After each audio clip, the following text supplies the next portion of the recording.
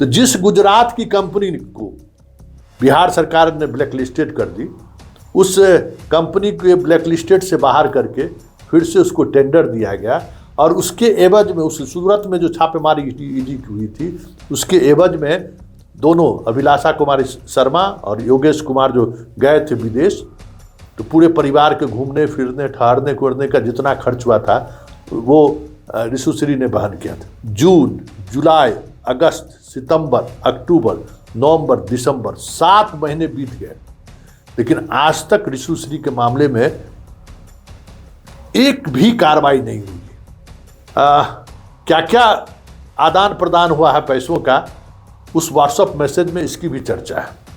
और उस कंपनी को ब्लैक लिस्टेड करने से बाहर करने के लिए एक ऐसे अधिकारी का मदद लिया ऋषुश्री ने, जिस अधिकारी की पोस्टिंग उनके व्हाट्सएप मैसेज से साफ बहुत सारी चीज़ें सामने आई है।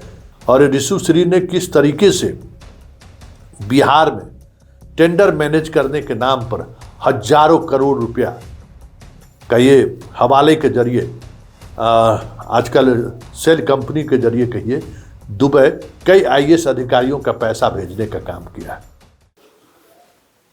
नमस्कार, संतोष की रिपोर्ट में आप सबों का स्वागत है। और आज हम संतोष की रिपोर्ट में जिस रिपोर्ट की चर्चा करने जा रहे हैं, उस रिपोर्ट की चर्चा करने से पहले आपने प्रधानमंत्री मोदी और बिहार के गृह मंत्री सम्राट चौधरी का एक भ्रष्टाचार को लेकर एक बयान आपने सुना होगा। चुनाव के दौरान भी लालू प्रसाद के चारा घोटाले को लेकर काफ़ी एग्रेसिव कैंपेन बीजेपी की तरफ से हुई थी और सरकार बनने के बाद भी भ्रष्टाचार को लेकर बीजेपी का बहुत ही एग्रेसिव कैंपेन है कि भाई भ्रष्टाचारियों को हम छोड़ेंगे नहीं। और उसी कड़ी में लालू प्रसाद जी के घर पे स्कूल खोलने की भी बात सम्राट चौधरी ने की है, लेकिन ये कथनी है। और आज हम आपको एक इनकी करनी दिखाने जा रहे हैं। जरा इस तस्वीर को गौर से देखिए। ये ऋषुश्री है। मई में इन पर एफआईआर दर्ज हुआ 2025 मई में, और इन पर कई गंभीर आरोप लगे। संजीव हंस का प्रकरण होगा। संजीव हंस भी 1 वर्ष लगभग जेल में रहे, बाहर निकले, उनका भी सस्पेंशन टूट गया है। अब जल्द उनकी भी पोस्टिंग होगी। उन पर भी भ्रष्टाचार के गंभीर आरोप लगे थे। संजीव हंस के मामले में ही जांच के दौरान ऋषुश्री का नाम सामने आया और ऋषुश्री ने किस तरीके से बिहार में टेंडर मैनेज करने के नाम पर हजारों करोड़ रुपया का ये हवाले के जरिए, आजकल सेल कंपनी के जरिए कहिए, दुबई कई आईएएस अधिकारियों का पैसा भेजने का काम किया है। जब मैं नहीं कर रहा हूँ, ये ईडी कह रही है कि कैसे दुबई के सहारे यूरोपियन कंट्री में बिहार के आईएएस अधिकारियों का पैसा ऋषुश्री ने भेजा है। और साथ ही ऋषुश्री नगर विकास विभाग में, बुडको में, भवन निर्माण विभाग में और जल संसाधन विभाग में किस लेवल पर ट्रांसफर पोस्टिंग, अधिकारियों के ट्रांसफर पोस्टिंग से लेकर टेंडर मैनेज करने का काम करता था, इसको लेकर मई में 2-3 मई को कहते हैं, काफ़ी जद्दोजहद के बाद मार्च से लगातार ईडी स्पेशल विजिलेंस यूनिट को एफआईआर दर्ज करने को लेकर लगातार पत्राचार कर रहा था।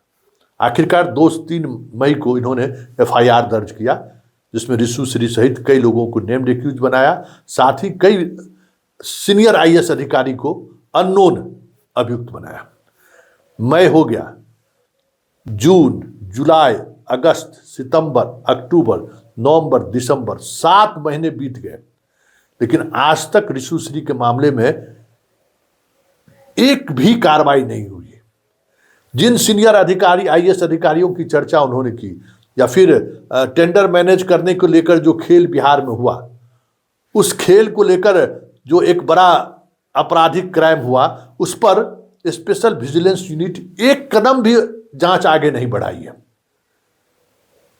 हो क्या रहा है? तो हो ये रहा है कि पूरा महकमा और पूरी सरकार, ऋषुश्री का मुकदमा जो हाई कोर्ट में चल रहा है, मतलब ऋषुश्री ने हाईकोर्ट में एफआईआर रद्द करने को लेकर आवेदन किया है और उस पर पिछले कई महीने से सुनवाई चल रही है।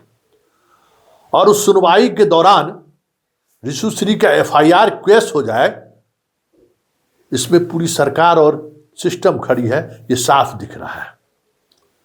क्योंकि 8 महीने से जो कोई कार्रवाई नहीं हुई, तो ऋषुश्री के अनुसंधान की प्रगति क्या है। जब इस पर बात शुरू हुई तो भाई क्या एविडेंस है और उस पर क्या कार्रवाई हो रही है, तो भाई कुछ कार्रवाई हो तब तो। अंत में जब लगा कि भाई ये एफआईआर ही क्वेश हो जाएगा, तो ईडी ने 270 पेज का एक हलफनामा दायर किया है कि हमने ऋषुश्री को अभियुक्त क्यों बनाया है और राज्य के सीनियर आईएएस अधिकारियों के बारे में हमने क्यों ये टिप्पणी की है। और उस हलफनामा में एक व्हाट्सएप मैसेज का कई बार जिक्र है और वो व्हाट्सएप मैसेज अभिलाषा शर्मा और ऋषुश्री के बीच है। वो व्हाट्सएप मैसेज संतोष मल्ल और ऋषुश्री के बीच है और वो व्हाट्सएप मैसेज कई और आईएएस अधिकारियों के बीच है। क्या क्या आदान प्रदान हुआ है पैसों का, उस व्हाट्सएप मैसेज में इसकी भी चर्चा है। उस व्हाट्सएप मैसेज में यह भी चर्चा है कि कहाँ कहाँ कैसे कैसे पैसे इन्वेस्ट करना है। 5 किलो मैंगो हमें भेज दीजिएगा। संतोष मल्ल का कन्वर्सेशन है ऋषुश्री के बीच, मतलब 5 लाख रुपया, आईफोन, आईपैड, बहुत सारी चीज़ें का आदान प्रदान हुआ है। विदेश जाने के दौरान कितने अलग अलग, जो 2 आईएएस अधिकारियों पर सबसे ज़्यादा गंभीर चार्ज ईडी का रहा है, एक है अभिलाषा कुमारी शर्मा और दूसरा है योगेश कुमार। उस पर उन दोनों पर भी जो है गंभीर आरोप है। और इस मामले में एक 2014 बैच का है और योगेश कुमार सागर 2017 बैच का है।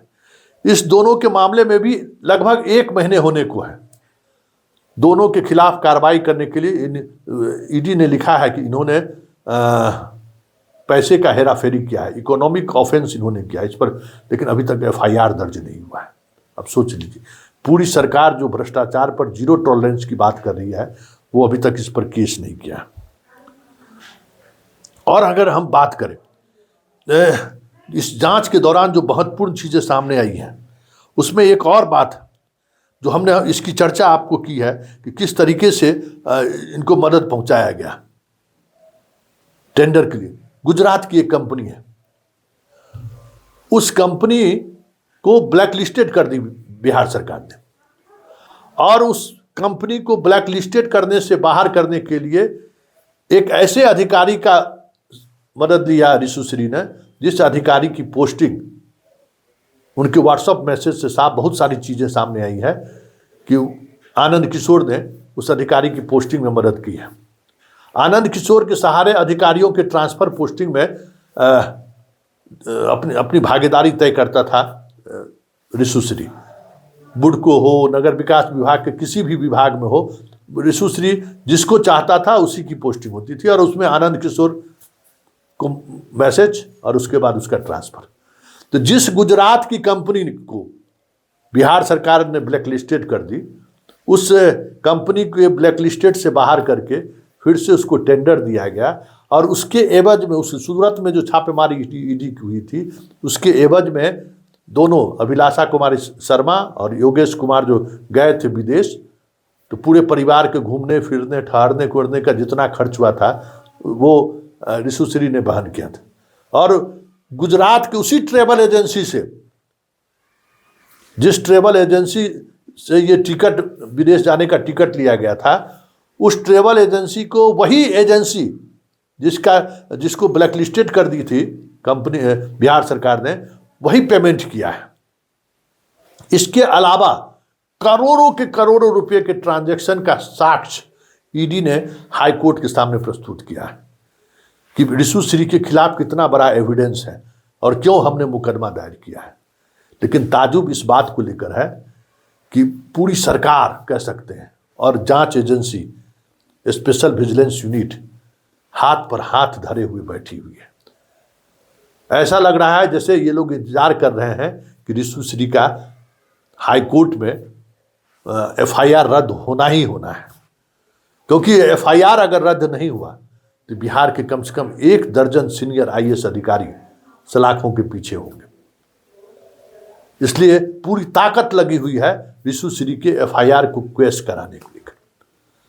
ये भ्रष्टाचार की कथनी और करनी का ये दूसरा उदाहरण है कि एक तरफ लालू यादव के आवास पर सरकारी स्कूल खोलने की बात हो रही है, दूसरी तरफ वही सरकार एक भ्रष्टाचार के गंभीर मामले में अनुसंधान को किस तरीके से प्रभावित कर रहा है और जो आरोपी है उससे पूछताछ करने को तैयार नहीं है यही एजेंसी।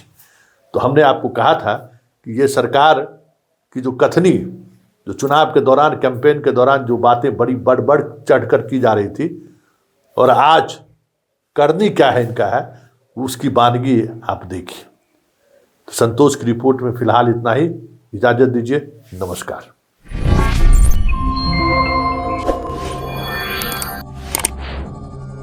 Yeah.